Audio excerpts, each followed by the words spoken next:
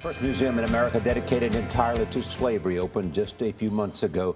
Michelle Miller traveled to Wallace, Louisiana, and found a surprising history, not just about a plantation, but her own family. Michelle, good morning.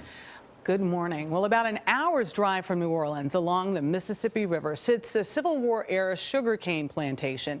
The Whitney Plantation looms as a stark reminder that our nation was built on the backs of slaves. It's a tough part of our history to remember, but one man is investing a fortune to bring it all back to life. This house is full of secrets.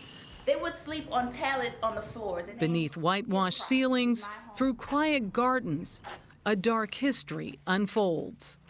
Tourists peer into cages where slaves were beaten. Statues of black children stare back at them.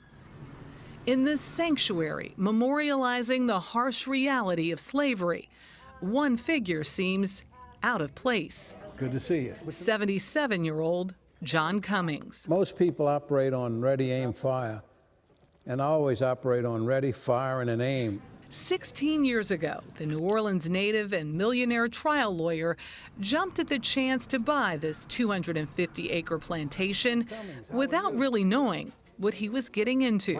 What didn't you know? And I got to the slave part, and I saw some of the inventories from Successions, and I was looking, man, 40 people just traded like cattle. And so then I discovered the oral histories, and that's when the light went on. I got something here. Well, I've got a great injustice here. Cummings decided to dedicate the entire plantation to the slave perspective. He spent $8 million of his own money collecting antiques and commissioning art.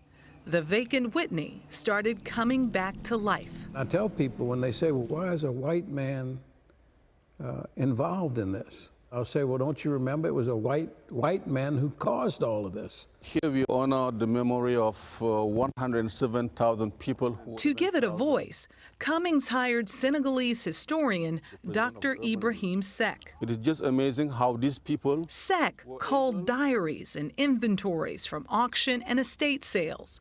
He found more than 100,000 names of slaves traded and sold through the Louisiana Territory. Each name is etched into these walls. There is no order, just like it was total confusion, just like the lives of the slaves. You see, you have African names, French names, Spanish names. Next to those names are the narratives of the slaves themselves. Doesn't mean much, but we make them talk. It is just a way for us to give them a voice because these people were voiceless people. One of the voiceless, the powerless, was a slave girl named Anna who had a child named Victor. Victor was born a slave, but the records show he is the son of her white slave owner's brother. Victor's great-granddaughter is 82-year-old Sybil Morial.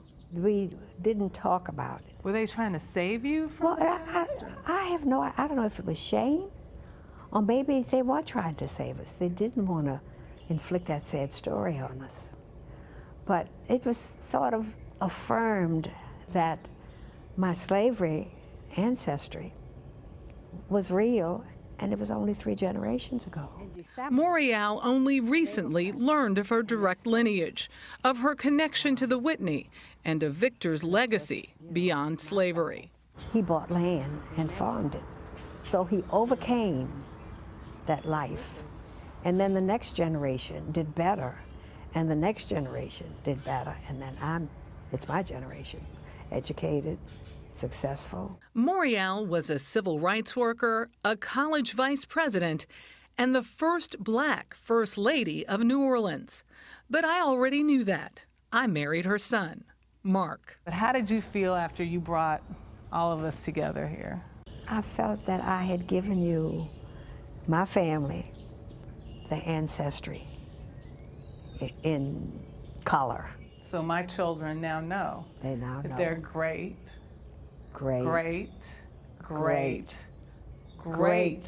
grandmother was an African slave. Knowing can be freeing, but most often here, it is painful. One of the last sights are these sculpted heads, replicas of 60 men beheaded for their role in a local slave revolt more than 200 years ago. But Cummings wants people to realize we aren't that far removed. You look at the paper and you'll see that some militant group has decapitated a French journalist, and we all wonder what kind of barbarians could do that. We did that. Americans, we did that. Americans with white skin, we did that. Do you feel guilty? No, only if I don't do what I'm doing right now. Over half of the people who come in here cry, and I cry. You still cry. I do. And proud of it. It affects me. The injustice is there. You really can't do anything about it to change it. But maybe you can change some of the effects of it. And that's what I think I'm doing. Just accepting that history can do that? Owning it. Perhaps John's most important point is that we, even today, are still living with the effects of slavery, poverty, illiteracy, and crime. And he's on a campaign to not only provide a quality education in his state, in Louisiana, but he thinks it's really important that everyone who can go to college and who can't afford it gets to go for free. What a story. Yes, Oh my bravo, God. Mr. Cummings. This morning, I asked myself, when I look at that story and I look at the first story we saw today, In South Carolina. and ask, is there a connection? That's a question we all have to ask ourselves, each and every one of us, because then it opens us to the possibility of, you know, what our beliefs are, certainly what our biases are, and I think it's a question that needs to be asked. I mean, Bravo, we Mr. all should Cummings, question. really giving voice to the voices. And Michelle spending $8 million of his own money really shows a commitment. I was very touched by him. Yeah. And you interviewing your mother-in-law. Wow. Love her. I do. I love that woman. I know. She's amazing. She feels the same about you. Thank you so clearly. much. Thank you. Great story. Thank you.